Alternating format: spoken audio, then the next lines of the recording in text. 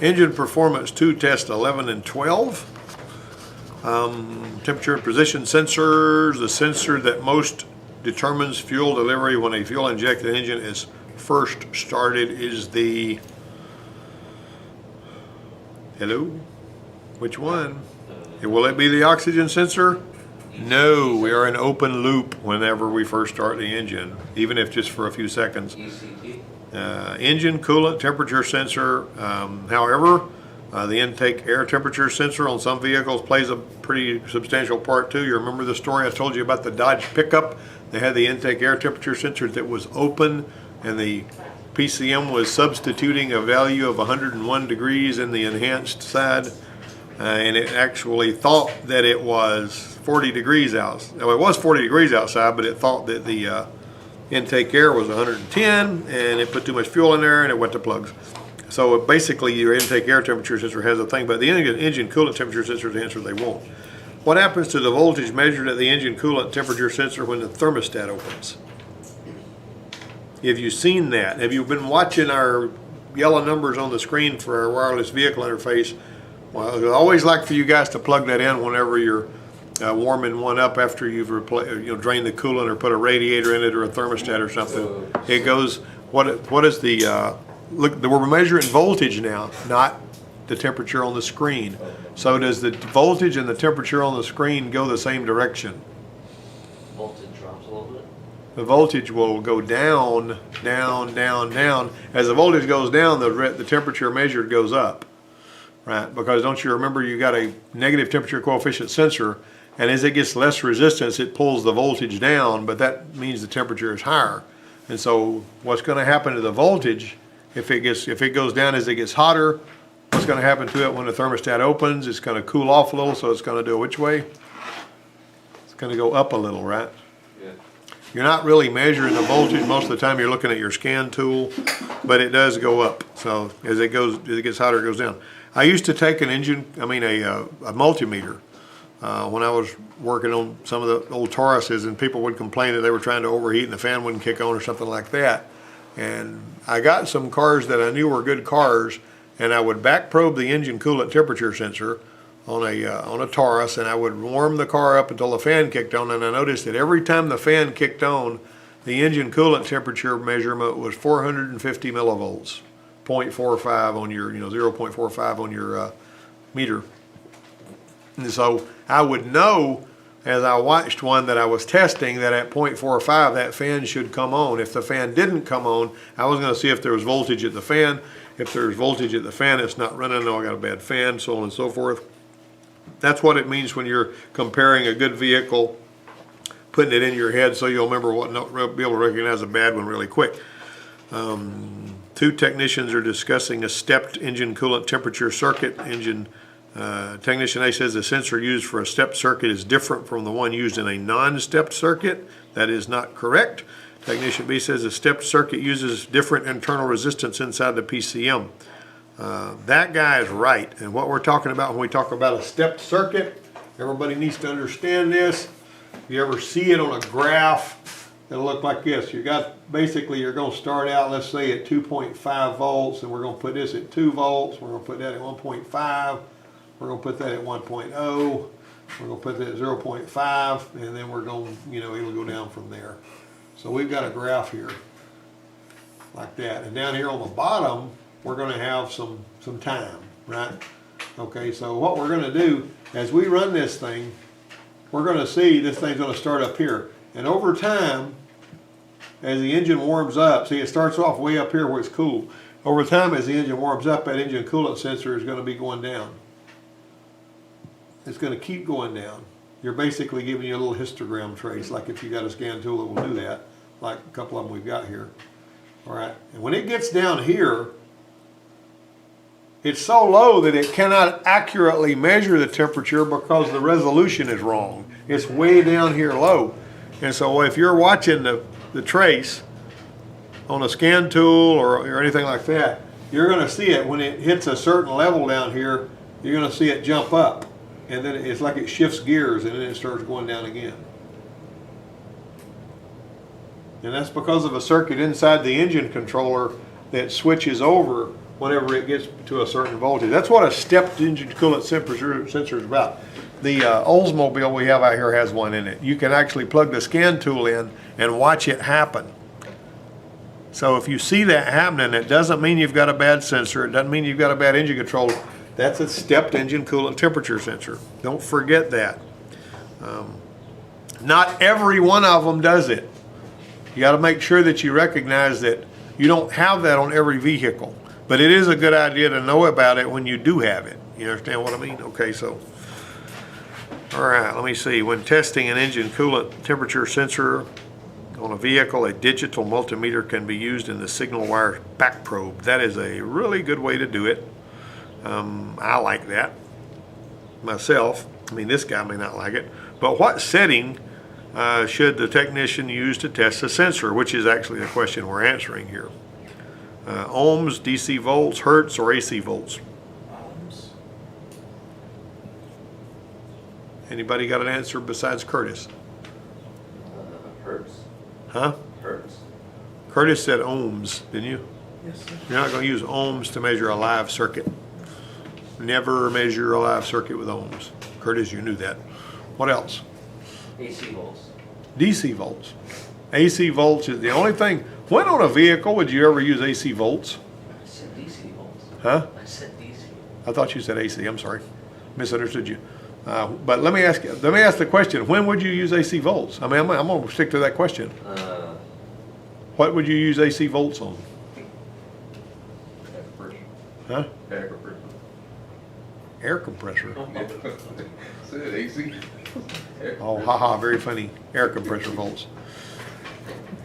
I'm going to test I'm going to need an AC voltmeter for some tests on my vehicle. Somebody look at me and think about it. What are you thinking? You guys have done Stereo? it. Huh? Stereo? Well, not the stereo. What, you've done it before.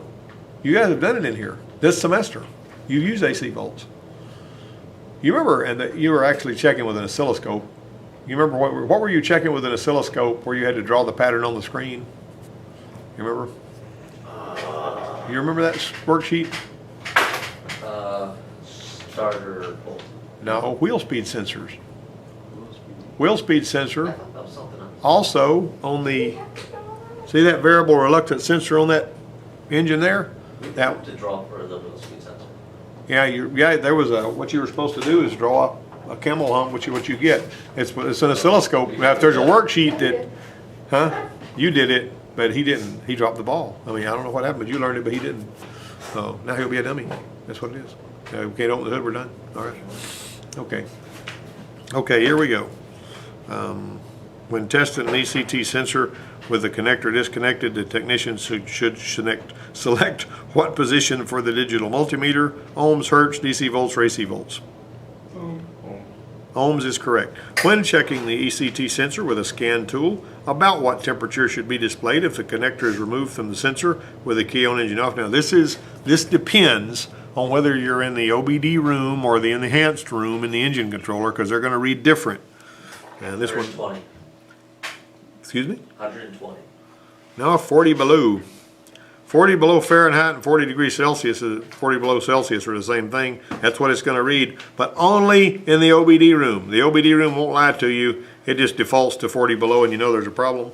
Well, like I say, if you're in the enhanced room, you may see a substituted value of 100 degrees or something. Two technicians are discussing the intake air temperature sensor. Technician A says the intake air temperature sensor is more important to the operation of the engine, higher authority as it was, than the ECT sensor. And technician B says the PCM will add fuel if the intake air temperature indicates the incoming air is cold. Who's right about that? B. That's B, actually. It's going to add fuel if you. Why did it need more fuel if you got colder air coming in? Don't say, oh, that bad word. What do you got? What do we talk about? If the engine's cold, it works harder. So No, it's because the air, the oxygen molecules are more dense in a cubic inch of cold air than they are in a cubic inch of hot air. That's another reason that we have an intercooler when we have a supercharger or turbocharger. We squeeze the air, that heats it up, So to cool it back down so it'll have dense, more oxygen molecules per cubic inch, we're gonna cool it back down. So you like cold air. Takes a little bit more fuel though. More oxygen means you need more fuel. Less oxygen, like when you're at a higher altitude, means you need less fuel and higher, ignition timing. That's advanced a little more. All right, let me see. Let's see. If the transmission fluid temperature sensor indicates cold automatic transmission fluid, what would the PCM do to the shifts? That's a good question, isn't it? It's going to delay shift points, and the torque converter clutch will be disabled. Why would it disable the torque converter clutch? The Sam Hill's that got to do with anything? Where's all the heat created in the transmission? Or most all of it. The torque converter creates it. What do we want? We want the torque converter to heat the transmission fluid up, warm the transmission fluid, so that it will be able to operate normally. If you got cold transmission fluid, it's not going to want to, let's actually see. Delayed shift points and torque converter clutch disabled. Why would you kind of, No, I was trying to get you guys to think outside the box there. Always think about it. Remember, your torque converter clutch is not going to lock. If I have an engine or a torque converter, if I have transmission fluid that's reading cold all the time, I won't ever get torque converter clutch lock up, will I? And it's there for gas mileage, so that means your gas mileage will go to pot. Do you like for your gas mileage to go to pot? You don't like that to stop and fill up a lot, do you? The P0118 diagnostic trouble code is being discussed. Technician A says the ECT sensor could be internally shorted. Technician B says the signal wire could be open. Well, what are you thinking? Signal wire could be open. Well, what is the, if you've got the signal wire is open, you're not going to read any voltage at all, right? And that would be like a disconnected sensor pretty much. Because what's going out on that signal wire? Here's a question. You guys need to be able to know this. We need to saturate you with it. Here's your engine coolant sensor.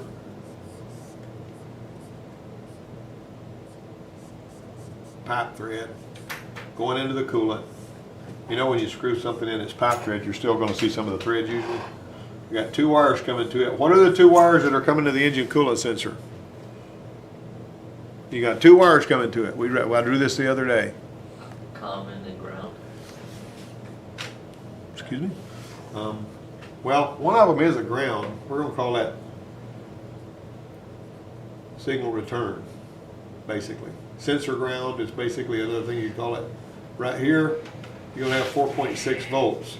Now, however, this little thermistor in here, if it's shorted, as it slowly shorts that away, this 4.6 volts, the PCM is reading this.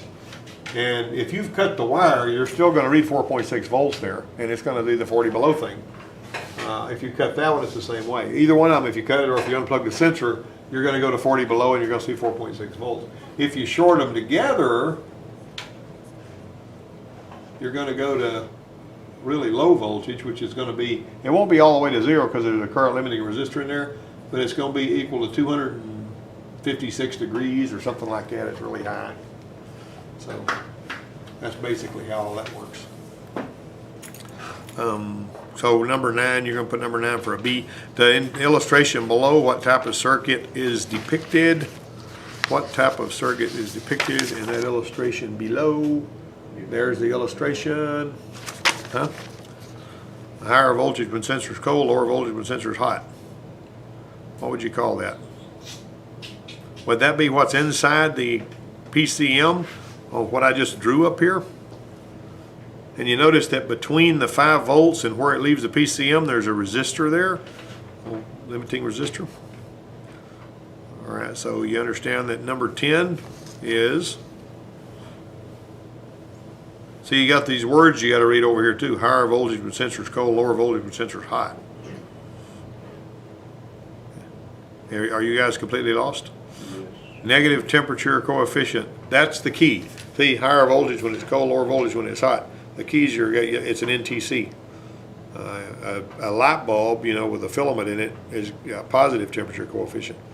The intake air temperature sensor is being tested after the vehicle has been allowed to cool for several hours, a scan tool is used to observe the intake air temperature and compare it to the engine coolant temperature. The two temperatures should be within how many degrees Fahrenheit of each other?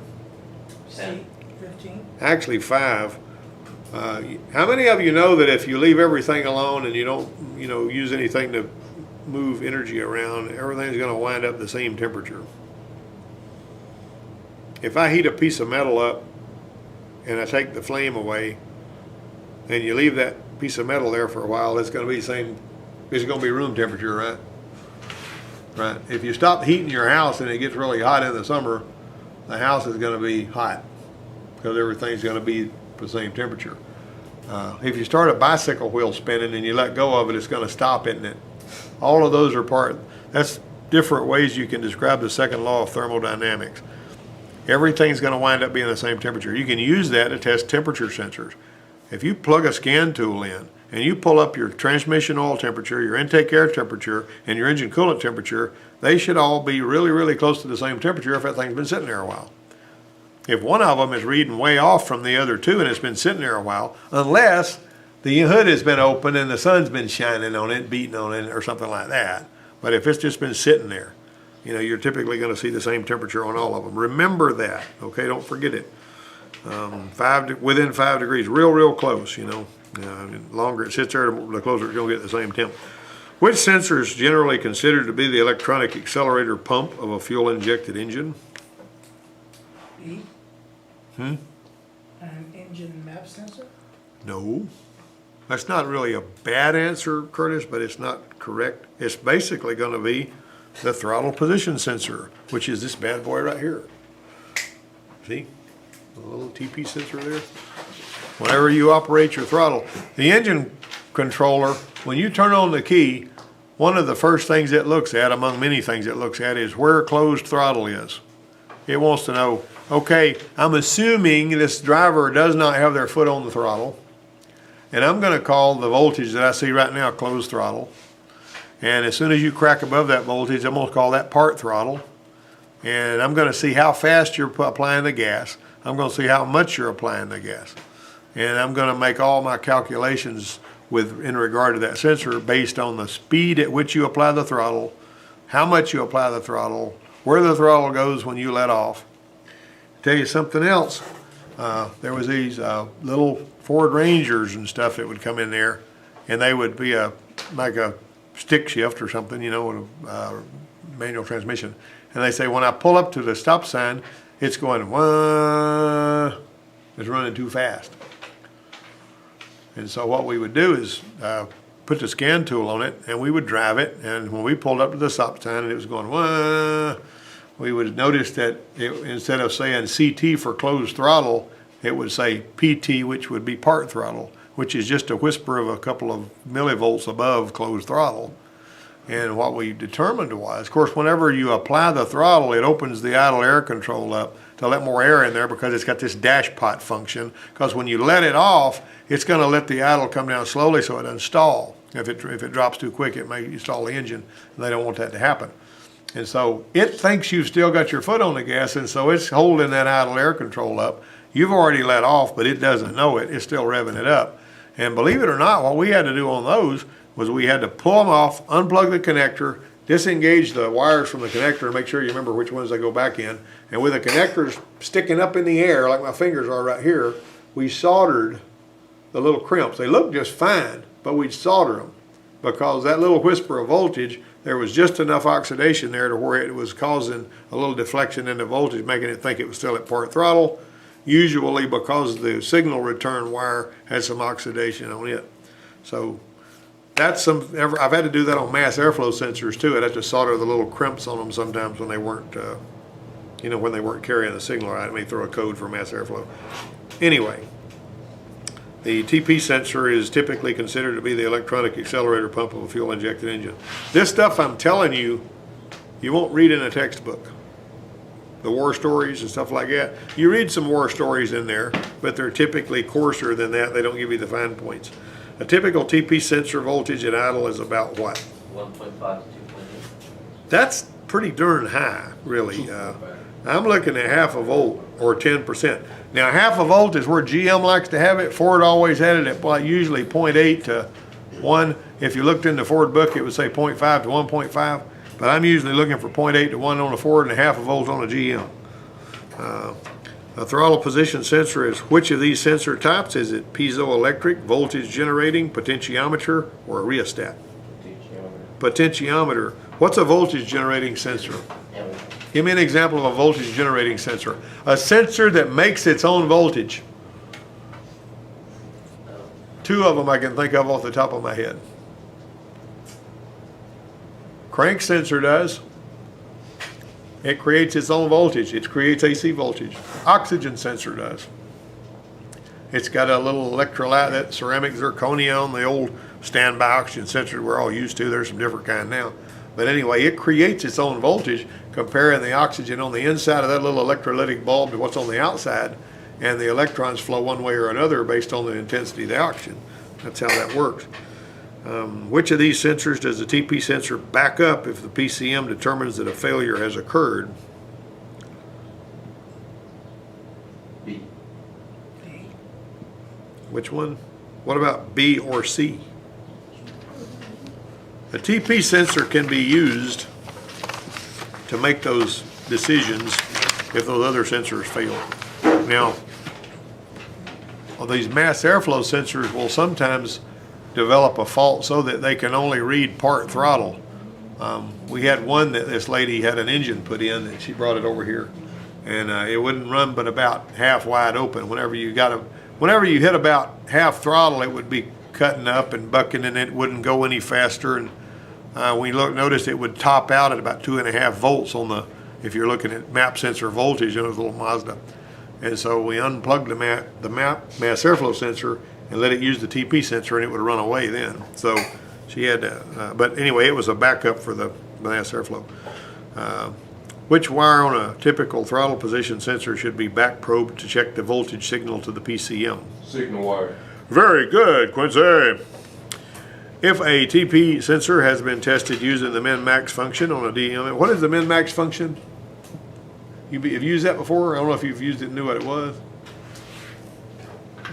Here's what we're going to have. We're going to have 3 different little windows here. Okay. Min, current, max. All right. Why is that even worth a flip? Why would we need to know that?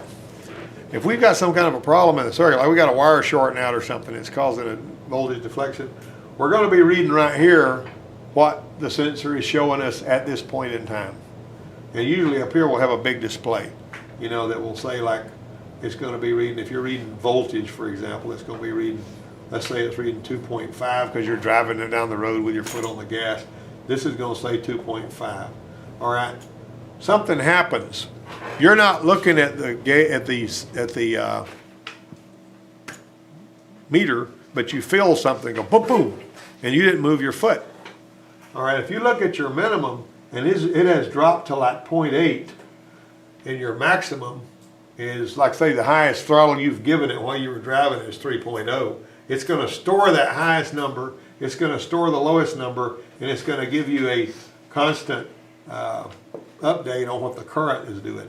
So if you look at it and you say, I have not moved my foot, closed throttle on this car is 1 volt. This is dropping below. And so what that means is if I happen to be plotting that on a graph, it would be, I would be holding it nice and steady, and then all of a sudden something happened and it does that. That lowest number is what was captured on the minimum. You see why that's useful? You see why that's an important thing to be able to know how to use. Minimum, current, maximum are very good for intermittence. Stuff that you don't happen to be looking at because you may sneeze and miss something, right? All right. Let's see, after a TP sensor has been tested using the minimum, maximum function on a digital multimeter, a reading of 5 volts is displayed. Okay, and that would be in your maximum reading box, right? TP sensor is open at one point during the test. The TP sensor is shorted. The TP sensor signal is shorted to 5 volt reference. Both B and C. Which one? D. Both B and C. Technician attaches one lead of a digital voltmeter to the ground terminal of the TP sensor and the other meter lead to the negative terminal of the battery. The ignition's turned on and the meter displays 37.3 millivolts. Technician A says this is signal voltage and is a little low. Technician B says the TP sensor ground circuit has excessive resistance. Now, what are they talking about? Sometimes when you read those words, you may have no foggy idea what in the sound mill are even talking about. Remember what I told you about the TP sensor. Here's your TP sensor right here, and we're just going to draw these out here like this. This is VREF. What's supposed to be there? What's supposed to be at VREF? What's supposed to be at voltage reference? How many volts? 12. No, well, not on this one. 5. The highest reference voltage I've ever seen on 9 volts was on the old E3 systems. This one right here is signal return, and this is signal, right? Okay, so this one here, where do these all go to the PCM? Let's just follow this one. All right. This one here goes into the PCM and it branches off and goes to a bunch of other sensors. And it goes through some little filter circuits enough to ground to make sure it's a nice clean ground. Because you need a nice clean sensor ground, you need a nice class clean reference voltage. All right, so this ground right here is actually going over here to the battery, ultimately. That's the ultimate origin of that. Okay, so this ground is fed through the computer to that ground out to here. Now, I've disconnected this sensor. All right, I've got my meter right here. I'm connected into that, and the other lead of my meter is connected here. What am I measuring? I've preached this till I was blue in the face. This is not something you usually see technicians do, but it is a valid test. Look, everything I'm testing is on one side of the circuit. What is this? And what is that? Ground. I'm testing from ground to ground through all of those wires. And I'm reading 37.3 millivolts. Right? Technician A says this is the signal voltage is in a little low. Is this the signal voltage I'm measuring? No, it's not, is it? Technician B says the TP sensor ground circuit has excessive resistance. The resistance we're measuring is not excessive. 37.3 millivolts is not bad. But let me ask you this. What if we were measuring this and we measured 1.2 volts? What's that going to do to this reading here? It's going to cause it to read higher, isn't it? So you got 5 volts here. You're liable to let off of your throttle when you're supposed to go back to 1 volt and see the darn thing and all your other sensors reading 1.5 volts higher than they should. You hear me? That's why you measure voltage drop on that circuit, because you want to make sure this is a good, clean, solid ground, and that's going to make your sensor signal be an accurate reflection of the PCM knows what it's looking for, right? Okay. Let me see here. So that would be D. Yeah, that's actually 19 is going to be D. PO122 codes retrieved. What does that mean? All the above. CC TP sensor voltage is low, shorted to ground. Circuit could be shorted to ground. Technician A says the 3 wires of the TP sensor should include a 5-volt reference from the PCM. Technician B says the TP sensor is a 3-wire variable resistor called a rheostat. He's a yo-yo. Right, that's going to be A only. The TP sensor affects the operation of all the following except what? It does not correct for rich and lean air fuel mixtures. There's no way it can do that. And then finally, a typical TP sensor registers how many volts at wide open throttle? B. 0.5. 4.5. You've seen enough of that to where you remembered it. That's good. We'll see.